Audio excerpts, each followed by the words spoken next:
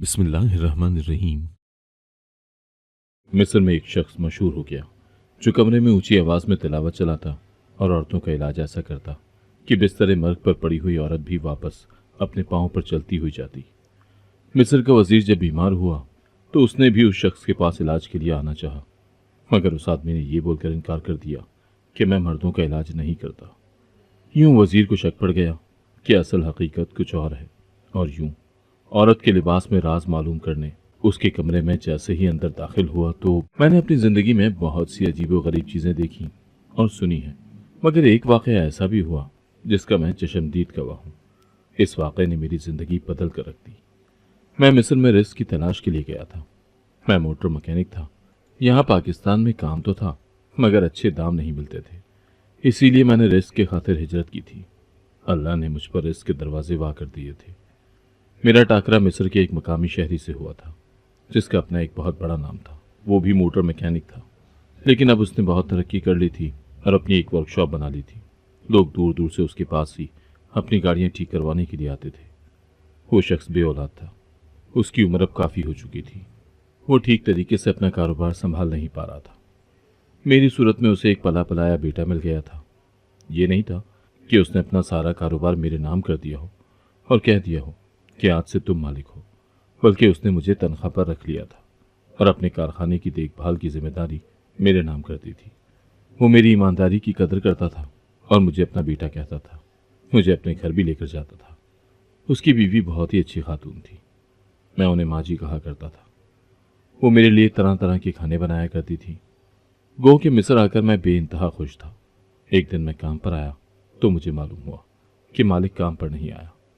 मैंने दूसरे मुलाजमीन से पूछा तो वो कहने लगे कि मालिक के घर में कोई इमरजेंसी हो गई है, इसीलिए वो नहीं आए। चूंकि मैं उनके घर आता जाता रहता था तो मेरे दिल को परेशानी हुई कि न जाने उनको क्या मसला हो गया है। इसीलिए मैं गाड़ी में बैठकर फौरन से उनके घर की जानिब रवाना हो गया था। मैं घर गया तो अजीब सा मंजर देखने को मिला था। अम्मा जी बेड पर बड़ी जोरों शोर से चिल्ला रही थी, जबकि मालिक उदास से खड़े थे और वो अपनी बीवी से कह रहे थे कि तुम ठीक हो जाओगी, परेशान मत हो, मैं अभी तुम्हारे लिए दवाई का बंदोबस्त कर देता हूँ। मैं आगे बढ़ा और बोला कि अम्मा जी को क्या हो गया है?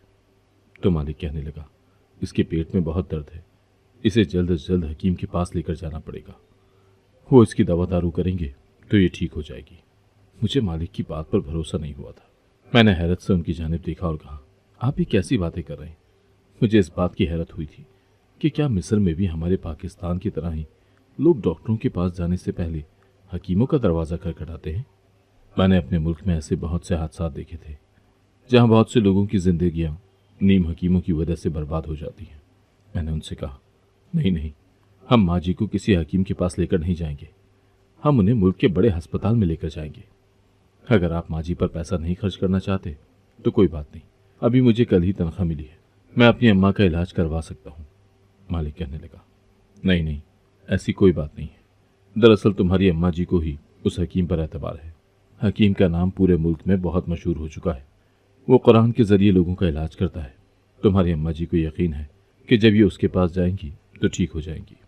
मैं अब भी राजी नहीं हुआ था तो मालिक ने मेरे कंधे पर हाथ रखा और कहने लगा, एक बार अम्मा जी की बात मान लो, अगर वो ठीक हो गई तो ठीक, नहीं तो हम उन्हें किसी अस्पताल में ले चलेंगे।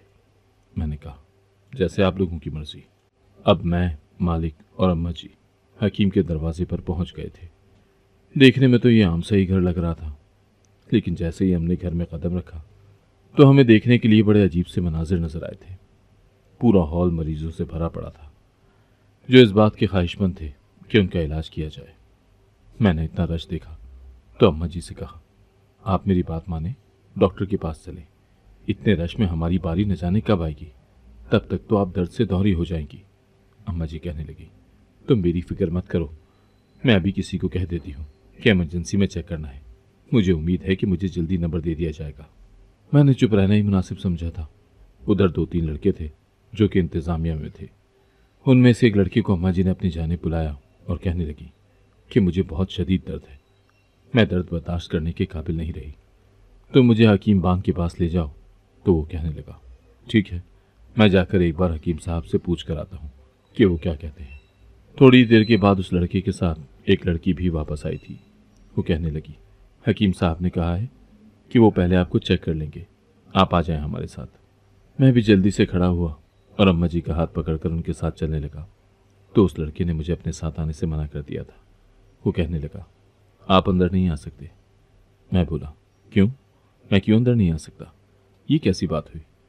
तो वो लड़का कहने लगा, हकीम साहब औरतों का तन्हाई में इलाज करते हैं, आप अंदर नहीं आ सकते। तो मैं बोला, मैं इस औरत का बेटा हूं, मैं तो हर हाल में इनके साथ जाऊंगा। वो लड़का चुप कर गया, तो मैं अम्मा जी का हाथ पकड़कर हकीम के कमरे में चला गया था। मैंने देखा कि हकीम एक बड़े से कमरे में बैठा था, जिसे दरमियान में एक पर्दा लगाकर 2 हिस्सों में तकसीम किया गया था। हकीम साहब ने अम्मा जी को एक तख्ते पर लिटा दिया और मुझसे कहा कि तुम पर्दे के पीछे जाकर बैठ जाओ।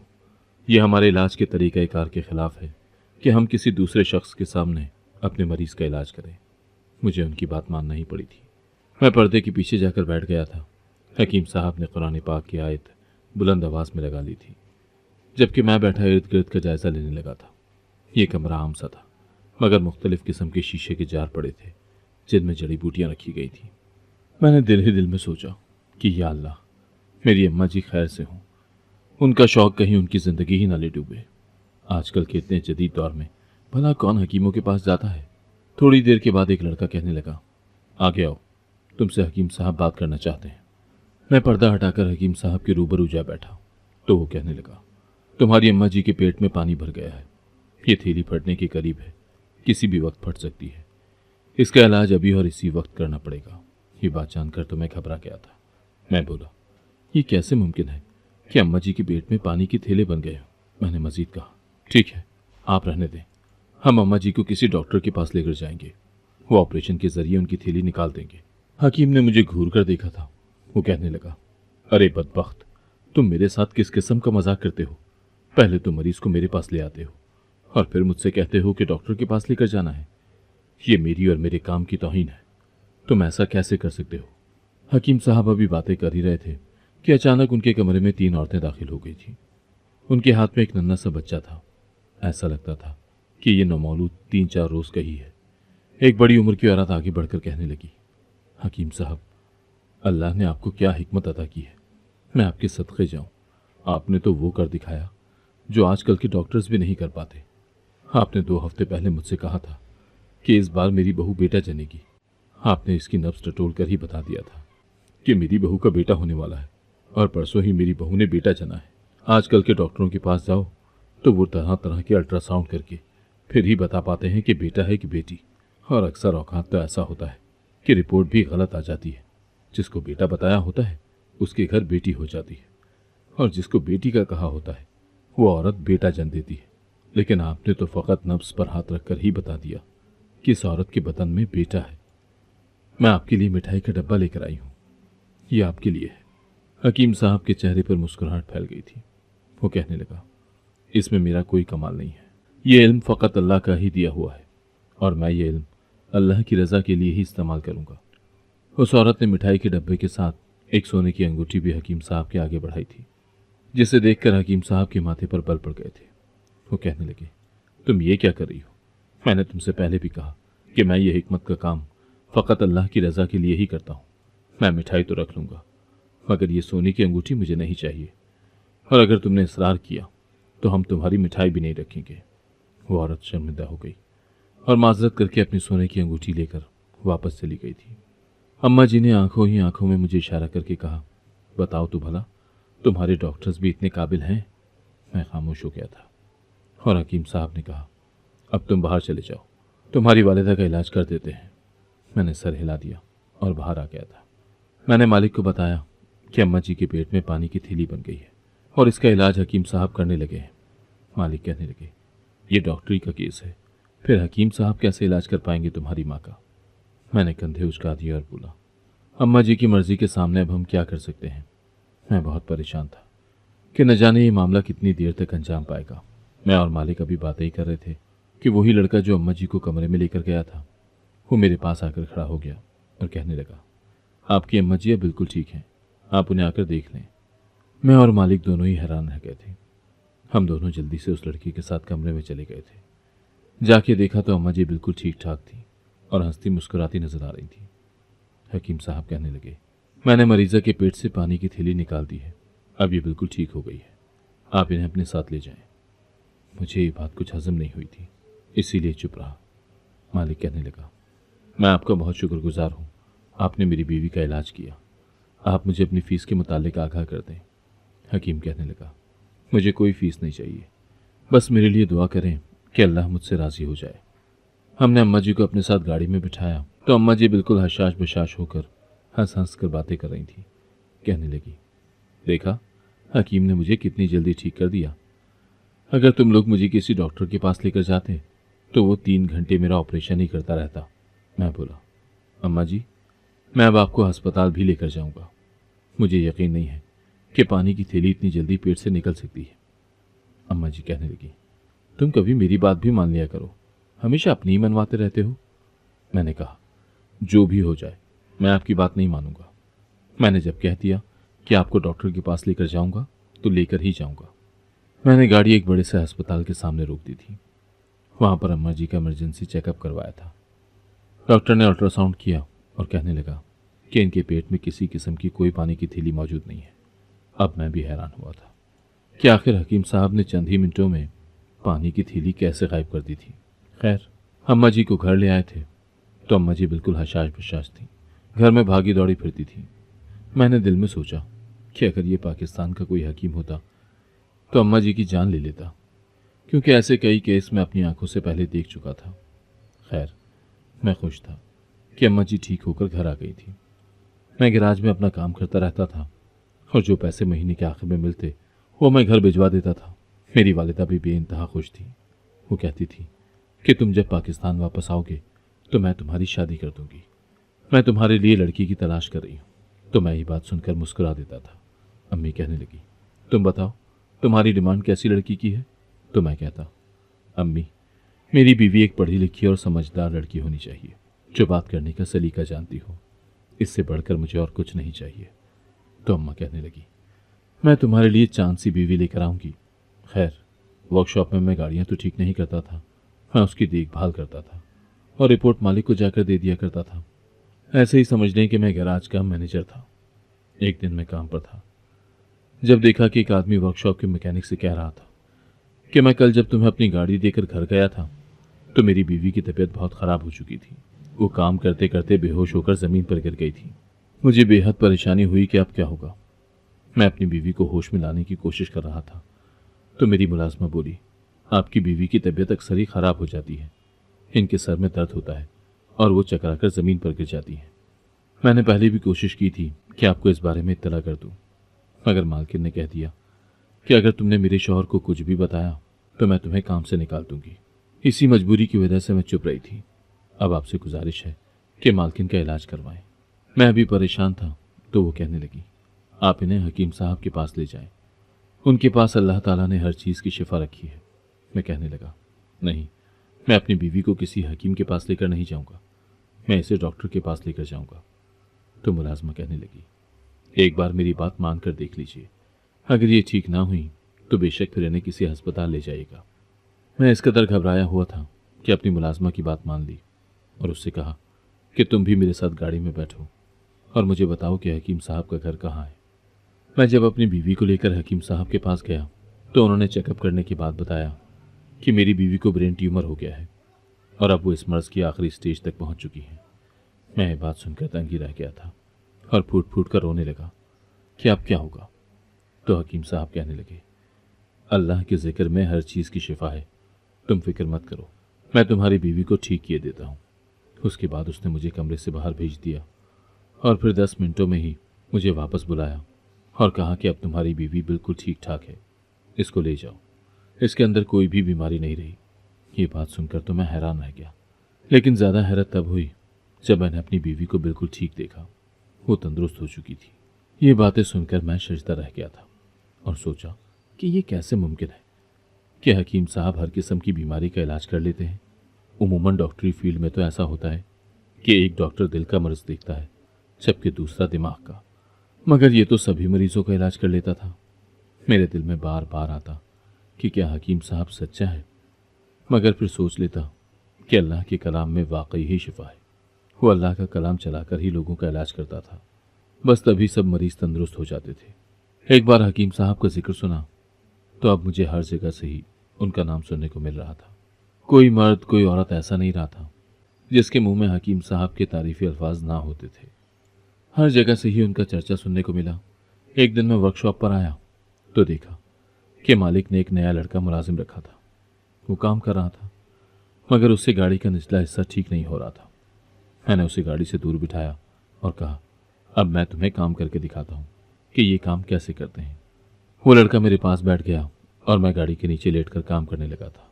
मगर बदकिस्मती से कोई चीज़ मेरे हाथ पर आकर गिरी थी। बैरूनी तौर पर तो मुझे किसी किस्म की कोई चोट नहीं आई, मगर अंदर से ऐसा महसूस हो रहा था जैसे बाजू की हड्डी को कोई नुकसान पहुंचा है। मैं बिलबिला उठा था।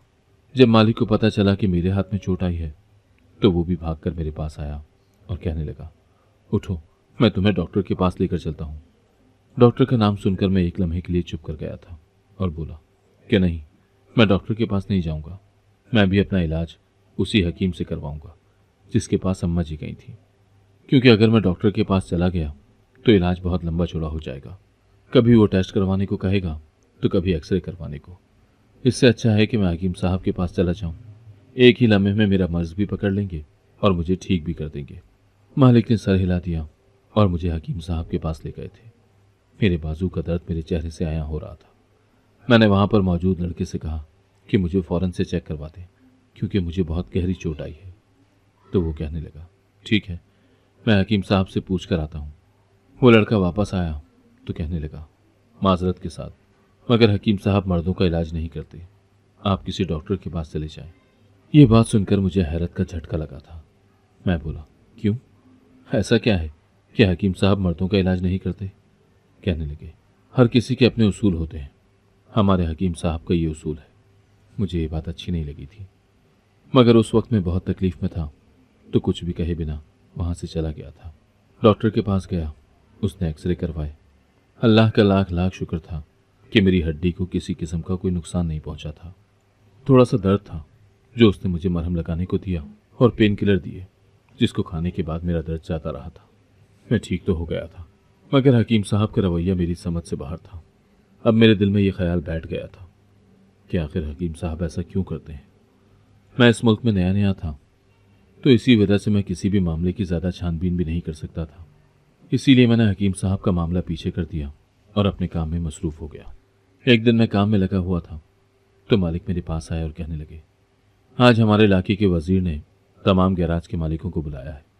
वो हमारे साथ मीटिंग करना चाहते हैं, क्या तुम मेरे साथ चलोगे? मैं ये बात सुनकर हैरान हुआ था कि क्या यहाँ ऐसा भी होता है?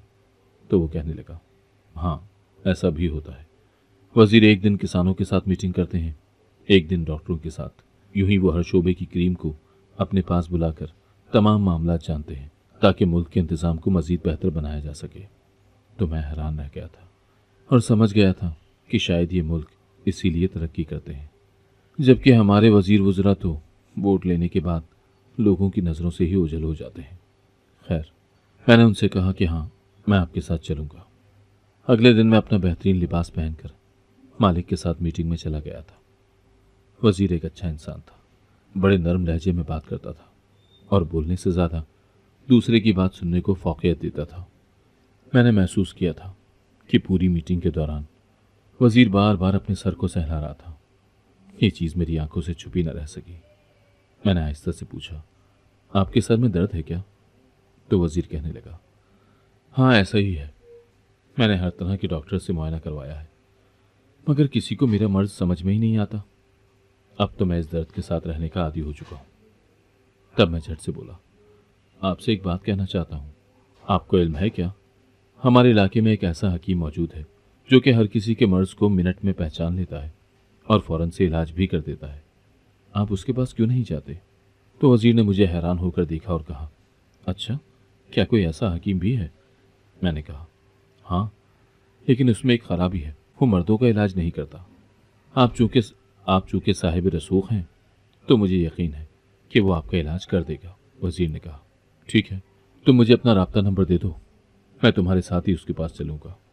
ये बात तो मेरे लिए फ़ख्र का बायस थी कि मैं एक वज़ीर के साथ सफ़र करता। उस वज़ीर में किसी किस्म की दिखावाबाजी नहीं थी, वो बहुत ही अच्छा इंसान था। खैर, अगले ही रोज़ उसने मुझे फ़ोन किया और कहने लगा, तुम मुझे अपने साथ हकीम के पास ले चलो। हम दोनों हकीम साहब के पास गए तो वज़ीर ने अपना चेहरा मास्क से ढांप लिया था ताकि कोई उनको पहचान न सके, मगर उन्होंने हकीम के इंतज़ामिया लड़कों को बता दिया था कि वो वज़ीर हैं। हकीम ने वज़ीर को अपने कमरे में बुला लिया था। वज़ीर ने अपना मर्ज़ हकीम के सामने खोल कर रख दिया था, मगर हकीम ने यह कहकर माजरत कर ली थी कि वो मर्दों का इलाज नहीं करते। इसके अलावा उसने वज़ीर की आवभगत की थी और उन्हें चाय पानी का भी पूछा था, मगर वज़ीर ने कहा, जब आप मेरा इलाज ही नहीं कर सकते तो मुझे चाय पानी की भी ज़रूरत नहीं है। इतना कहकर हम दोनों वापस आ गए थे। मैंने वज़ीर से कहा, अब हमें क्या करना चाहिए? वज़ीर कहने लगा, कोई बात नहीं है, मेरे पास प्लान बी भी मौजूद है। कल तुम मेरे साथ फिर से आना, हम दोनों हकीम के पास जाएंगे और मुझे यकीन है कि इस बार वो मेरा इलाज ज़रूर करेगा। मुझे यही लग रहा था कि हकीम अपने साथ पुलिस वगैरह को लेकर जाएगा, जिसे देखकर हकीम डर जाएगा और वज़ीर का इलाज करेगा। मगर कल जब वज़ीर मेरे रूबरू आया तो मैं उसको पहचान ही न सका था, क्योंकि वो औरतों के लिबास में मलबूस था। मैं बोला, वज़ीर साहब ये सब क्या है?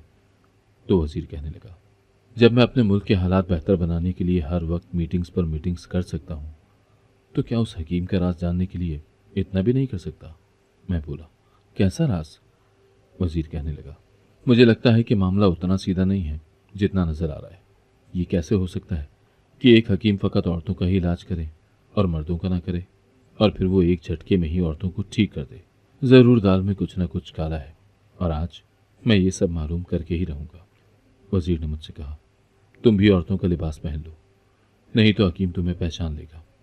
मैंने सोचा, जब वज़ीर ये सब कर सकता है तो मैं क्यों नहीं। मैंने भी औरतों का लिबास पहन लिया था। हम हकीम के आस्थाने पर पहुंचे तो वज़ीर दर्द से हाय हाय करने लगा था।